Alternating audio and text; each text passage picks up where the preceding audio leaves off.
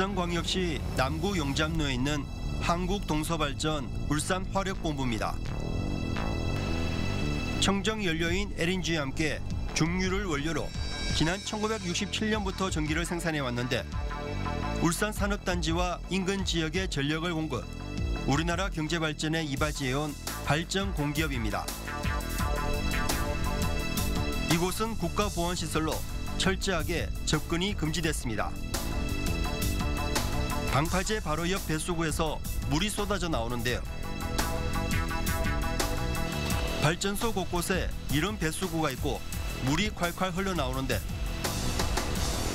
한눈에 봐도 바닷물 색과는 확연히 구분되는 우연색입니다.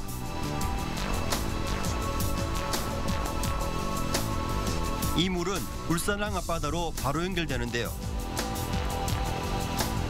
해안에 자리 잡은 발전소는 바닷물을 끌어들여 발전 설비에서 발생하는 열을 식히고 이런 공정으로 온배수, 즉 따뜻해진 물을 다시 바다로 흘려보냅니다. 그런데 이곳 어민들은 평소에 악취가 심하게 난다고 말합니다. 바닷가 옆에 앉아가 고기 구워 먹고 휴가가 왔더라고. 근데 갑자기 막 아모니아 냄새 나는 거예요. 그래 가목도 분다 계속 나는 거예요. 그래. 발전소 바로 옆에는 바닷가를 따라 횟집들이 이어지는데 앞바다에서는 해녀가 물질을 하며 바닷속에서 수산물을 채취하고 있습니다. 발전소 물이 쏟아져 나오고 있는 바로 옆에서 망태기 가득 수산물을 잡아 나옵니다. 안 난 거는 고해 바람에 전혀 안 나, 전혀 안 나. 안 나는 게 아니고 전혀. 이제 일체 안 나. 한 몇 년 전부터 좀 그랬어요? 몇 년 전부터 아니고 한 2, 3년 전부터 일체 안 나. 2, 3년까지는 제법 많이 났거든. 이제는 전혀. 솔직히 고기 사면 고기 다 죽거든요. 절반은 죽어. 통발 안에 드는 것도 죽고 너무 많이 나서요. 우리 막 거의 썩었다 보면 느끼지 뭐. 어쩌다가 고기 잡으면 고기 기형도 나와요. 악취 신고를 받고 해경이 발전소 안으로 단속을 나갔습니다. 발전소에서 나오는 물을 채취해 분석했더니 발전기 냉각수 처리용으로 쓰이는 방류가 금지된 유해물질 디메틸 폴리실록산이 확인된 것만 지난 2011년부터 지난해까지 500톤이 바다에 버려진 것으로 드러났습니다. 온배수가 방출되면 바닷물과 온도 차이 때문에 거품이 발생합니다. 이를 막기 위해 거품 제거제, 즉 소포제를 사용하는 것인데 이 소포제 성분 중에서 실리콘계 물질인 디메틸 폴리실록산 성분이 들어간 것입니다. 저거는 똑똑똑 떨어가 기준치하를 많이 낮춰서 바닷물을 많이 사용하고 그러면 희석이 많이 됐잖아. 그런 식으로 해서 나갔고 뭐 그게 지금까지는 뭐 유해성 있는 뭐 학자들이나 어디 거기서 뭐 구체적인 어떤 뭐 논문이 있는 것도 아니고 그러다 보니까 우리는 그게 몰랐다. 그런 식의 변명하는 거죠. 더욱 놀라운 것은 기름 찌꺼기를 모아두는 저수조 바로 옆에서 긴 호수를 따라 배수 펌프가 발견됐습니다. 펌프는 기름을 퍼내 바다에 버리도록 연결됐는데 울산화력본부는 불법 펌프를 설치해 사용해오고 있었습니다. 정상적인 통로 외에 이렇게 이제 잠수포를 설치해서 이렇게 어떤 식으로도 빼낸다든가 이동한다든가 못하도록 되어 있습니다. 그 설치하는 것 자체를 법에서 금지하고 있거든요.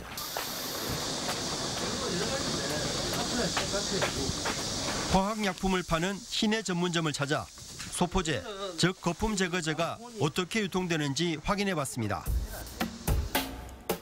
소포제는 일반적으로 공업용품으로 많이 쓰이면서 울산에서도 쉽게 거래되고 있는데요. 대부분 유해, 위험물질로 경고 표시가 붙어 관리되고 있습니다. 판매상들은 발전소의 경우 구입 단가를 턱없이 낮게 책정해 입찰이 어렵다고 말합니다. 단가가 맞아서 뭐하지? 우리가 1,500원에 사는데 입찰 단가는 1,000원으로 들어가요. 뭐 이유를 모르지. 그건 하는 사람만 해요. 소포제는 천연물질이냐 아니냐에 따라 가격이 크게 차이 나는데 공업용은 킬로그램당 1,300원에서 1,500원 선으로 유해물질이 덜 함유된 친환경 제품보다 가격이 훨씬 저렴합니다. 천년이라는 소리가 무조건 비쌉니다. 네. 발전해서 못 쓴다. 소포제에 든 실리콘, 비메틸 폴리실록산은 어떤 물질일까요? 학계에서는 호스와 성형 보형물, 화장품 등 우리 생활 곳곳에 널리 쓰이는 물질이라고 말합니다. 분자량에 따라서 그 물질이 여러 개 달라붙으면 고무처럼 됩니다. 합성 고무, 실리콘 고무. 그 실리콘 고무는 우리 그 고무 호스로 우리 실험실에서 고무 호스로 많이 쓰고 있고 또 의료용으로 이렇게 뭐 가슴에 놓기도 하고 코에다가 놓기도 하고 그런 성형용으로도 사용되고 있고요.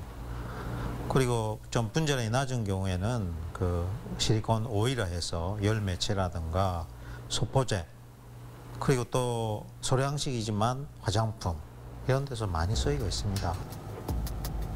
순수 실리콘은 인체에 무해하다고 알려져 있지만 그래도 버릴 때 꼭 분리 배출해야 한다고 말합니다.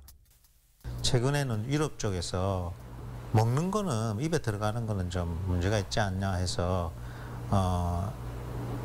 실험 논문에서는 그것이 입에서 들어가지 않도록 그렇게 해야 된다는 그런 주장이 많이 있는 상황입니다.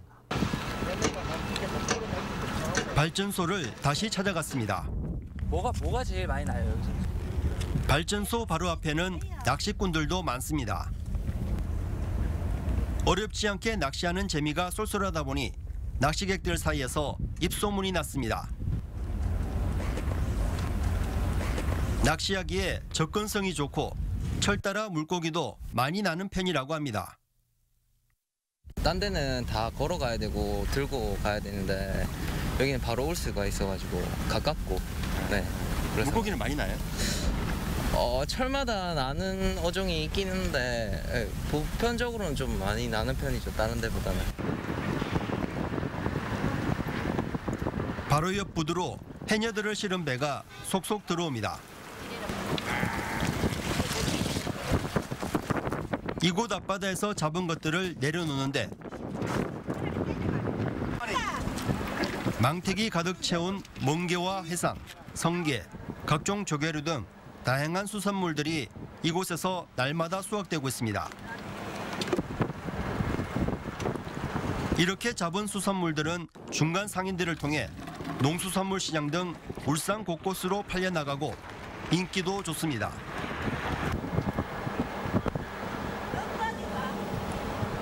어디로 정확히 유통되는지는 확인 불가. 울산 시내뿐 아니라 외곽으로도 팔려나간다고 합니다.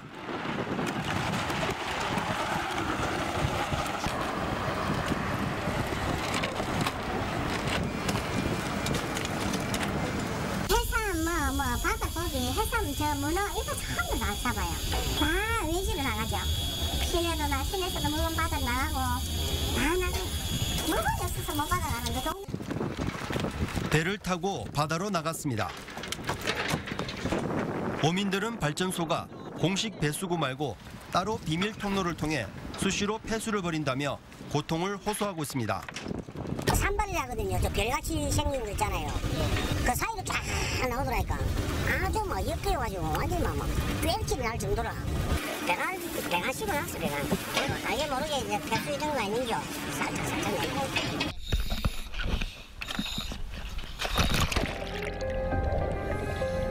물속으로 들어가 봤습니다. 바닷속은 각종 부유물이 떠다니면서 한낮인데도 앞이 잘 보이지 않습니다. 해조류는 제 색깔을 찾기 힘든 만큼 정체를 알 수 없는 하얀 부유물이 두껍게 내려앉았습니다. 손으로 감아 쥐어보니 부유물이 시야를 가립니다. 곳곳에서 성게가 자라고 조개들은 알맹이 없이 죽은 채 바닥에 깔려 있습니다. 그럼 이렇게 풀속에 뭐 부유물 같은 거, 찌꺼기 그런 거 많고 조개가 거의 또 많이 죽어 있었습니다. 예전에는 그런 거 없었어요. 우리는 이곳에서 물과 해조류, 성게 등을 채취한 시료를 들고 울산과학기술원을 찾아 성분 분석을 의뢰해 보기로 했습니다. 결과는 충격적이었습니다. 해조류와 성게 내장에서 기름이 불완전 연소될 때 나오는 1급 발암 물질인 탄화수소가 EU 배출 허용 기준치의 7배 이상 높게 검출됐습니다. 발암 물질의 일종인 다완방향족 탄화수소 같은 경우에는 특히 벤조이파이렌 농도가 EU 기준치의 7배를 초과하는 그런 경우가 있었습니다. 그래서 성게 내장에서 그런 경우가 있었고요. 반면에 PDMS, 그러니까 소포제의 주성분 물질들은 직접적으로 검출되지는 않았지만 기본 성분들, 실리콘 계열 물질들이 상당히 고농도로 축적된 것을 확인할 수 있었습니다. 특히 실험 결과 검출된 디메틸 폴리실록산 실리콘은 지금까지 인체에 무해하다고 알려진 순수 성분이 아니라 온갖 불순물이 섞인 독성 성분인 것으로 드러났습니다. 불순물이 들어갔다는 얘기는 순수한 PDMS 물질이 아닌 PDMS보다 분자량이 작은 물질일 가능성이 있는데요. 그 경우에는 분자량이 크게 되면 세포막을 PDMS 물질이 투과하지 않습니다. 그렇지만 분자량이 작은 경우에는 세포막을 투과해서 체내 축적이 되면서 그게 독성을 유발하게 됩니다.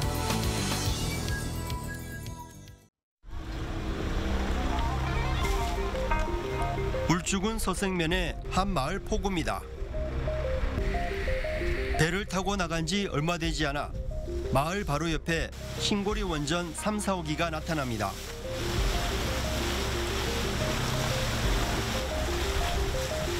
바다를 가로질러 표지물들이 설치돼 있고 이 시설물들을 따라 안쪽 바다와 바깥 바다는 물 색깔이 확연히 차이 납니다. 원전에서 나온 뜨거운 물이 지하 배관을 통해 밑에서부터 엄청난 양이 올라오기 때문입니다. 어민들은 온배수가 소용돌이를 일으키면서 항해가 위험할 때가 있다고 말합니다. 파도가 반반해도 요런 질로 가면은 배가 정상 쪽 가야 되는데 물꼬리 돌리다 보니까 배가 또 휘청한 경우도 막 있고 해. 배를 타고 좀 더 가자 고리원전 3, 4호기가 나타납니다. 방파제를 돌아가자 발전소에서 바로 바다로 떨어지는 배관에서 마치 폭포처럼 엄청난 물이 쉬지 않고 쏟아집니다.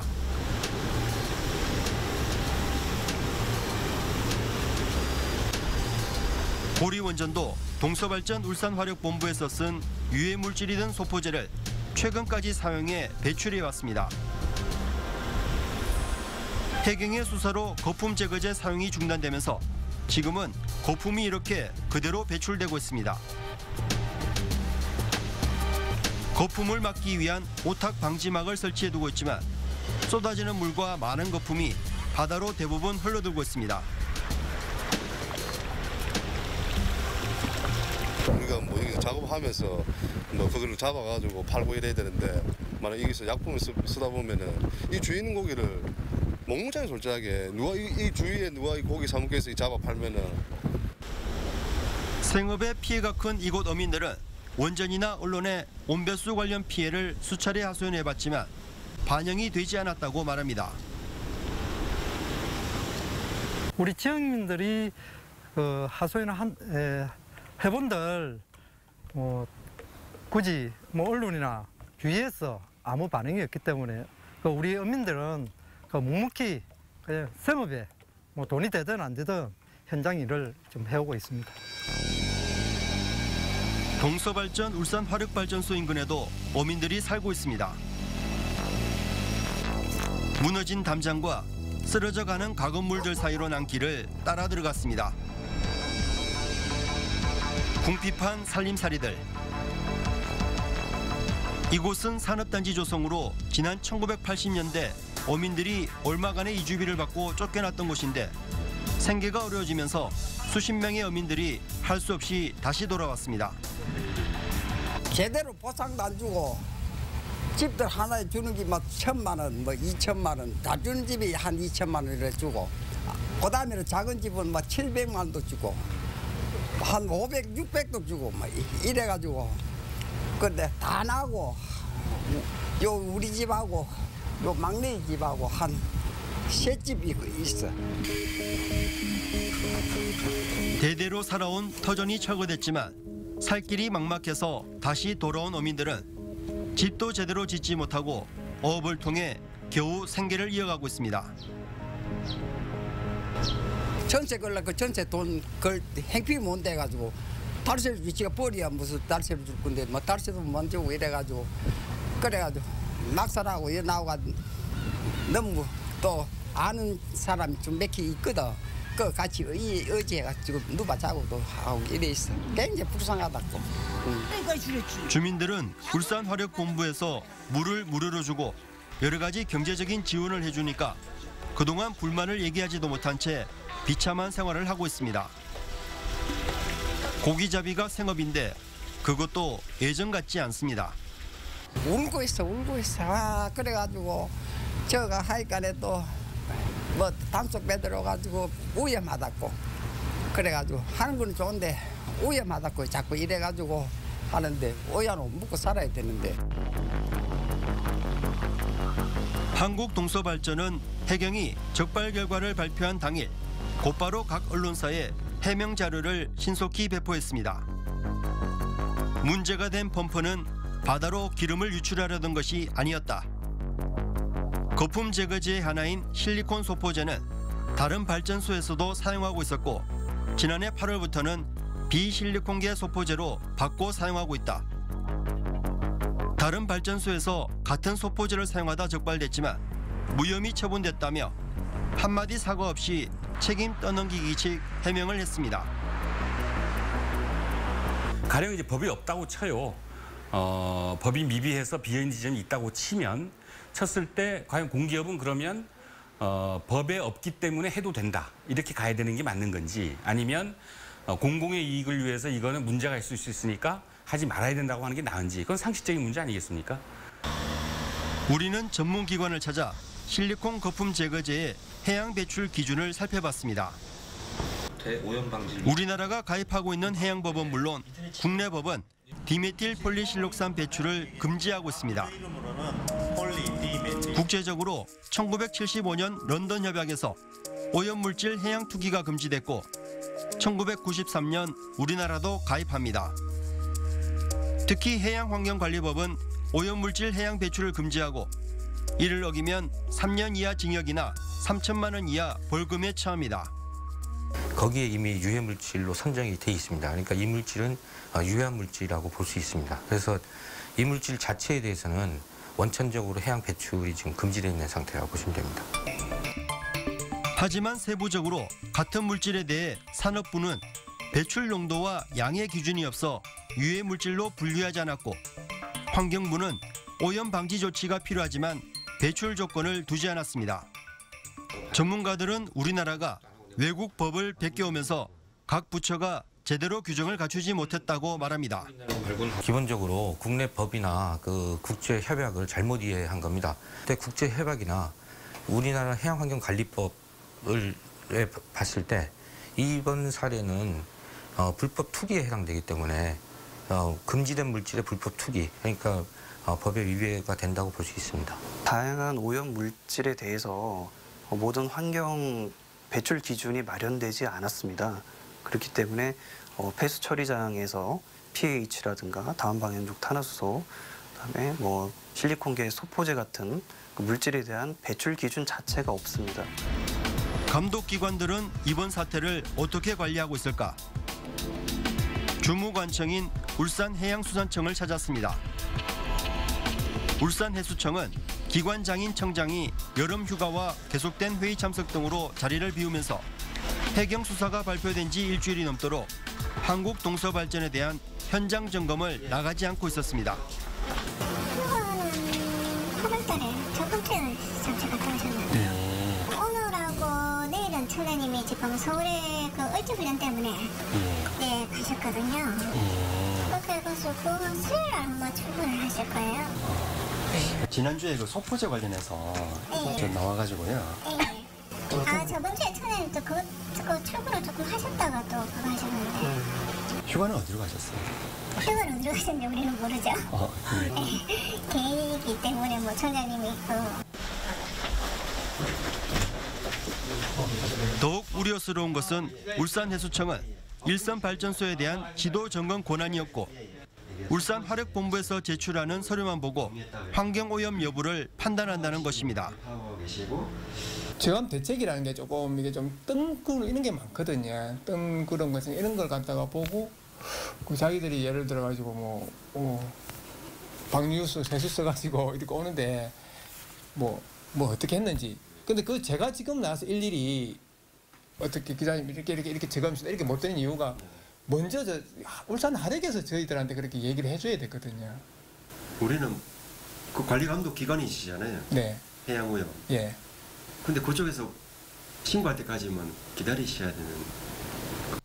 울산해수청 담당 과장은 발전소 관계자의 말을 누구보다 신뢰하는 것 같았습니다. 그 배출하면은 거기에 해양 환경에 어떤 영향이 있고 그에 따라서 어떤 저감 대책을 세우겠다. 이걸 우리한테 알려줍니다.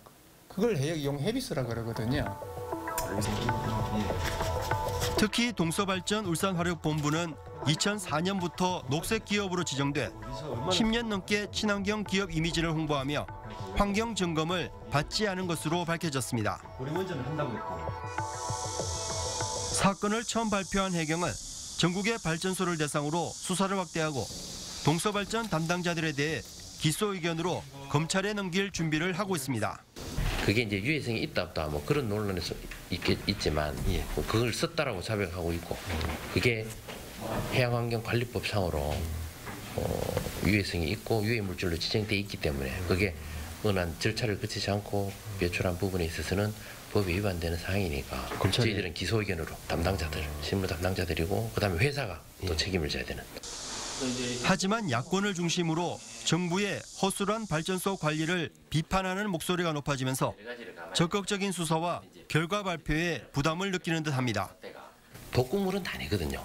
이걸 먹는다 해서 순식간에 죽는 적사는 독극물은 아닌데 심지어 이제 언론에서는 독극물 수준으로 무단으로 일부러 배출한 것처럼 이런 용도로 이제 언론하고 재생산되고 그래 하니까 이제 그런 부분에서 조금 그런 것인지 그거는 그 외에는 없습니다. 네. 동서발전은 내부적으로도 오랫동안 구조적인 문제가 제기돼 왔습니다. 4대 이길구 사장은 무리한 해외 투자로 회사에 막대한 손해를 끼친 걸로 감사원 감사 결과 드러났고 내부 승진으로 임명된 5대 장주옥 사장은 인사청탁 대가로 금품을 받은 혐의로 검찰 조사를 받았고 6대 현 김용진 사장은 대변인 출신으로 낙하산 인사와 비전문가라는 지적을 받고 있습니다. 우리는 동서발전의 입장을 들어보기 위해 접촉했지만 공식 인터뷰를 거절했습니다. 아까 말씀 주신 사항을 사장님께 한번 여쭤봤습니다. 이제 사장님께서도 사의 진행 중에 저희가 이제 인터뷰를 하는 것이 자칫 저희가 이 수사하는 상황에도 이게 있는 것처럼 그렇게 보이는 게 적절치 않아 보입니다. 그런 상황이니까 이해를 좀 부탁드리겠습니다. 실무 책임자가 그런 엄청난 짓을 혼자만의 어떤 독단적인 판단에 의해서 했으리라고 보지는 않고요.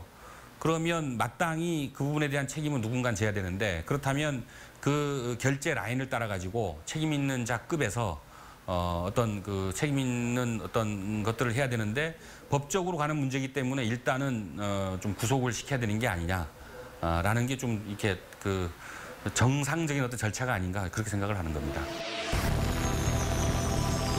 지난해 당기 순이익 4,490억 원, 영업이익은 지난해 상반기 2,700억 원에서 올해는 4,600억 원으로 늘어난 한국동서발전.